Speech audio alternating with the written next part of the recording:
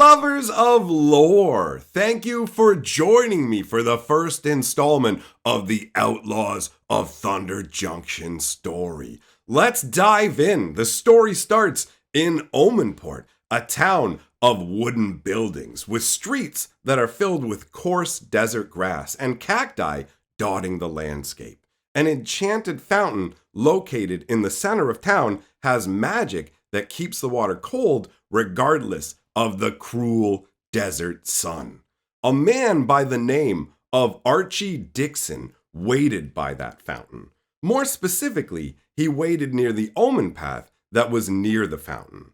Archie had been hired by the Sterling Company to act as a courier. He was being paid very well for the job and his secrecy. Whatever he was transporting was important. Sterling had sent 2 armed guards to protect him and his package. Archie was getting impatient though. High pay or not, it was incredibly rude to keep him waiting for over an hour. His thoughts were interrupted by the telltale rippling of the omen path. In a burst of light, a black bandana-clad man stepped forth from the omen path. The stranger noticed Archie and walked wordlessly towards him. He held out a burlap sack. Archie quickly took the bag and dashed to the waiting carriage.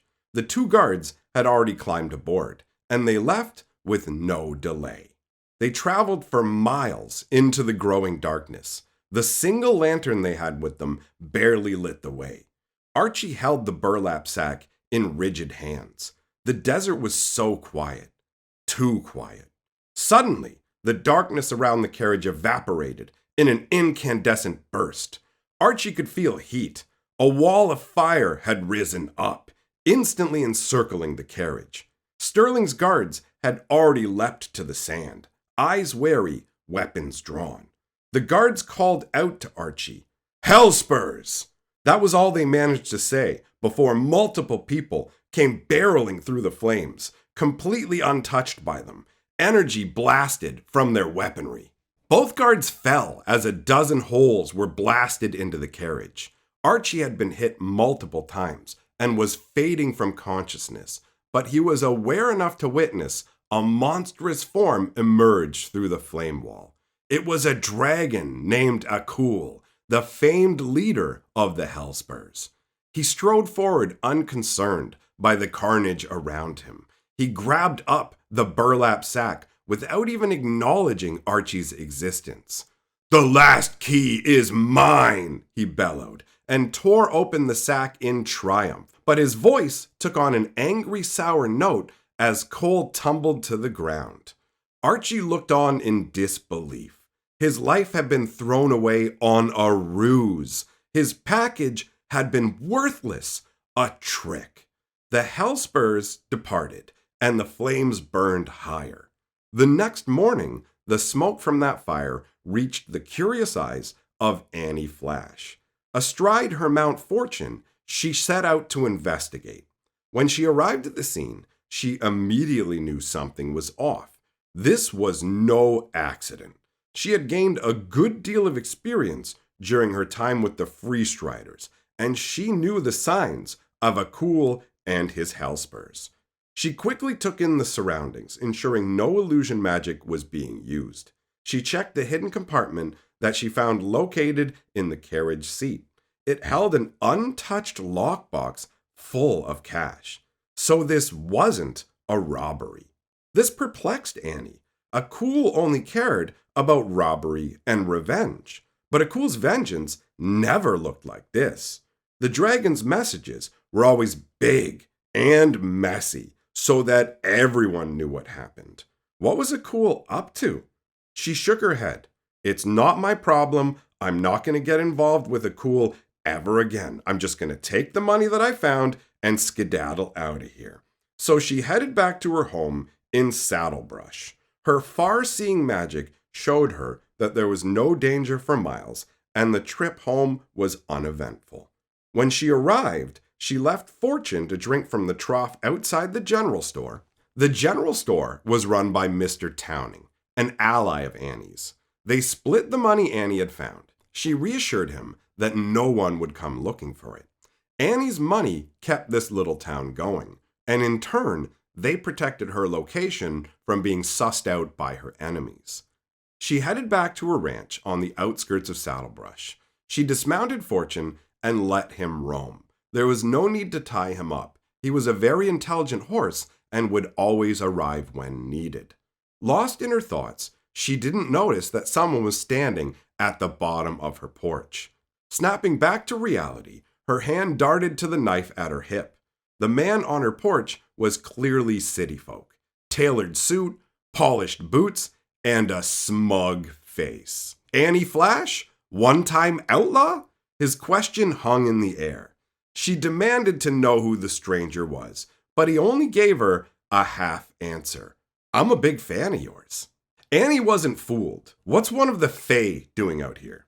The stranger smirked and melted to his true form, a pale-faced, pointy-eared Fae.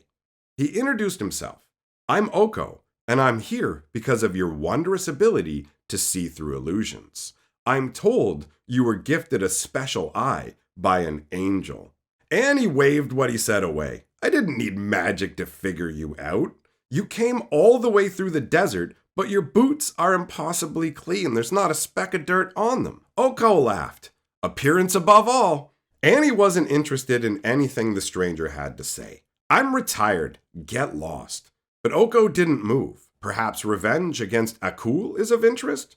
But Annie had almost lost blood kin due to Akul, and she wouldn't risk revenge. Oko accepted this, but reached into his pocket and produced a matchbook. If you change your mind, you can find me at this saloon. And as he left, he pointed out how easy it was for him to find her, and that meant that the Hellspurs could also find her.